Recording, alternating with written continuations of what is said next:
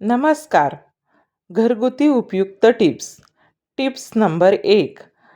ताक केल्यानंतर लोणी काढताना आधी हात कोमट पाण्यामध्ये बुडवून मग लोणी काढावे. हात बरबटत नाहीत आणि लोणी हाताला चिटकतही नाही. Tip number 2. आळूच्या वड्या करताना पाने स्वच्छ धुवून पुसून पीठ लावायच्या अगोदर तेल लावा.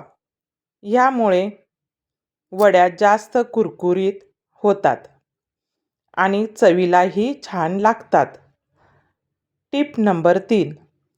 काचेची भांडी छान आणि चमकदार निघण्यासाठी पाण्यात लिंबाचा रस पिळा आणि लिंबाच्या सालीने भांडी स्वच्छ करा. Tip number 4. पोहे भिजवताना नेहमी चाळणीमध्ये भिजवावे. त्यामुळे जास्तीचे पाणी निघून जाते, पोहे मोकळे होतात. Tip number 5. राजमा मसाला बनवताना त्यामध्ये एक उकडलेला बटाटा किसून घाला. यामुळे राजमा मसाला रुचकर होतो आणि भाजीही रुचकर लागते. Tip number 6.